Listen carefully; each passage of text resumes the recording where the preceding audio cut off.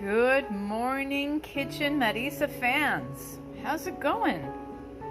Can you guess what I'm making today?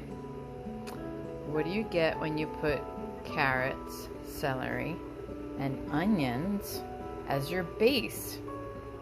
Any ideas? If you know, you know. But if you don't, I'll tell you. Mirepoix in French. And in Italian, sofrito. And in Spanish, sofrito. But they add a couple of other things. So at any rate, guess what I'm making today? Can anybody guess? Maybe I can. Can anybody guess? Well, I'm going to be making my all-time famous Minestrone Soup. To make it easier, we already get canned beans. I have the black and red pinto beans. This is very special. No one's gonna have these. These are very particular beans, string beans. They're in the family of a string bean, but they're a flat bean called Badda beans from my town in Polizzi Generosa in Sicily. I grow them in my garden. That was this year's harvest, okay? And then we're gonna have some diced tomatoes, and let's see the process. Ready? Let's go. So, first things first, this is gonna be your container for the soup, right? We're going to add olive oil, because we gotta saute the mirepoix, right? You have to saute those onions, carrots, and celery, and sauce. So here we go. First off, the onions. Onions are my favorite. I put more than probably any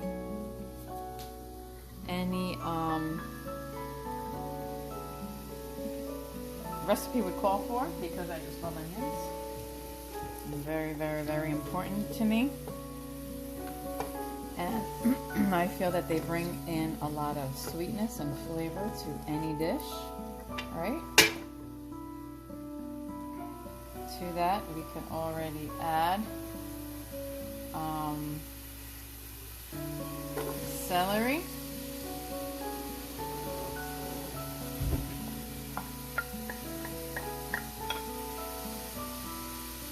And last but not least, your carrots. Now I dice them really small. Can you stop it because you're moving the video? My trusty assistant is moving the video because I don't know why. At any rate, here we go. So we start the process of sauteing that. It's going to be a very rich and chock full of ingredients soup. That's what minestrone is all about. Right? So, that's our first step. Now, at this point, it's been sauteing a little bit. Let's start building this up. You can put the flame of your stove medium-high heat. Okay? So what we do now, it's time for the sauce. Just 1 can of tomatoes. Right? And you let that start sauteing as well.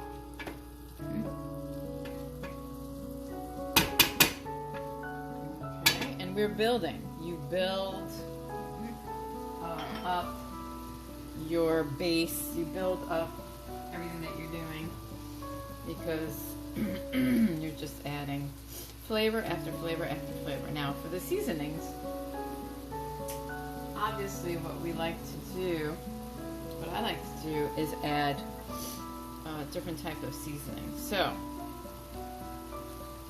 my trick is a chicken bouillon. I'll put 1 this time. Sometimes I put 2, depending on how how much I'm putting in, how much whatever it is, but I'm gonna put 1 chicken bouillon. And then I'm adding some vegetable-based bouillon. And all I'm doing is putting in, I guess it's like a tablespoon, right? Here, I'll just take some. This is what it looks like. It's a bouillon. It's a concentrated vegetable base. So I'm gonna put like that much, and that's good. After that, I'm putting in my beans. Okay. So like I said, I'm putting in my, this time around, I'm putting red kidney beans. Are they kidney beans? I think they're kidney beans. And black beans. Okay. Because remember,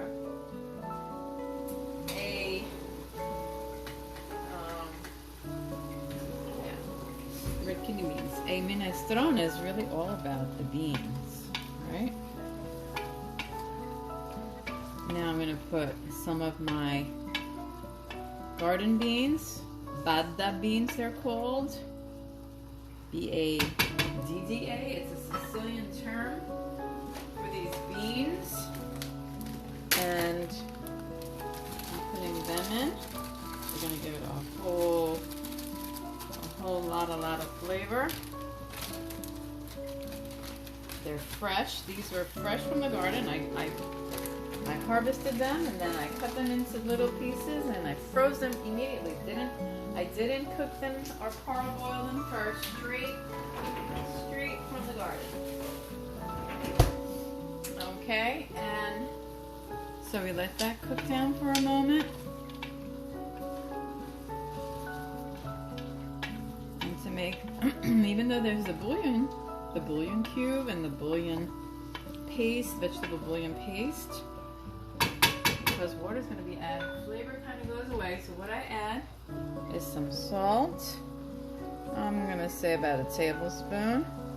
And I wing it. That's the way I do it. I'm also going to put some pepper, just a touch. All right, and then with that, I just add the cover to let it kind of cook all together for a little bit, and we'll be back for more. So check it out.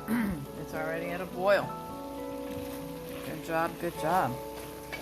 So with this, last and certainly not least, we are going to finalize all this. Final green ingredient we're putting is some baby spinach.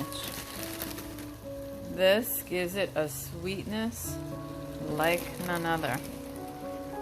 And I don't find the need to wash this because these are basically already triple washed, the bag says, but whatever. We'll try that. All right. And put the cover on really quick and let it wilt for a minute. And in order for that to happen, then you put that cover on to let it wilt. You prepare, in the meantime, the pasta you're going to put in. Now, what you need to remember, of course, this is more than a cup, right? So it goes to the top. But pasta is not the main ingredient of a minestrone, because a minestrone is typically vegetable soup. We as Italians add pasta to everything. So while it brings it a delicious flavor, it's definitely not going to be something that you're going to overpower or overshadow everything, you know, the minestrone. But it's going to lend its flavor. So because that is boiling, and you're going to add water to it, right? You're going to add water that makes that broth. You don't want to add cold water, because if you add, the moment that you add cold water, you're going to stop the process, the heating, the cooking process. It's going to cool everything down, and it's going to take that much longer for you to cook it, right? So what I suggest to do, what I do all the time, look at the spinach. Where'd it go? Where'd it go? It's there though. Is I boil water. I boil water. And I prepare the water in advance so that, as you're going to see right now, it's going to continue boiling. But look, let me do this first. I'm putting in the pasta right now. And why, you ask? Because it's already cooking. It's already boiling. And just adding the water to it, the job is done. And again, don't be discouraged by what you think is not enough pasta. Actually, I put in too much. This baby's gonna sop it all up. It's just gonna, yeah, I know. So here you go, see? The water's boiling. Check it out. Oops. Let's do this. And get you a tea kettle that doesn't, you know, whatever here.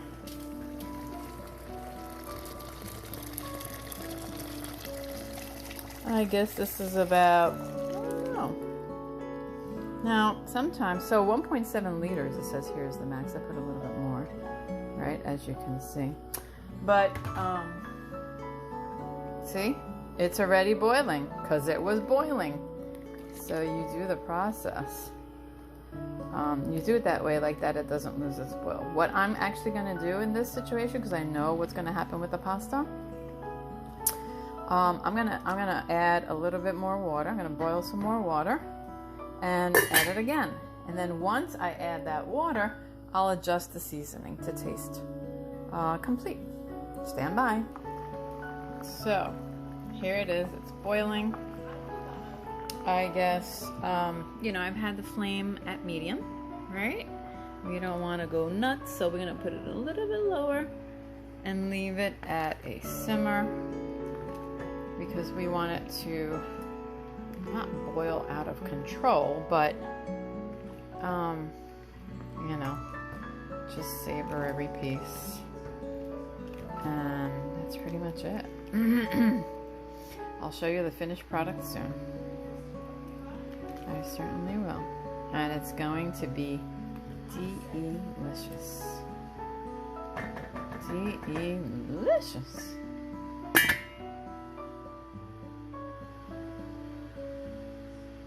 Here it is, people, the finished product.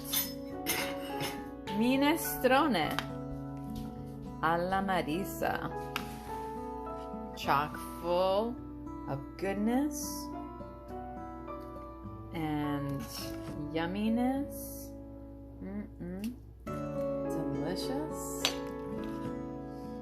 Now, of course, I tasted it and I figured out what it needed in terms of, like, just a little bit more salt and stuff, and nothing too crazy, because remember all those bouillon cubes that I put, you know, then get some broth, add the broth,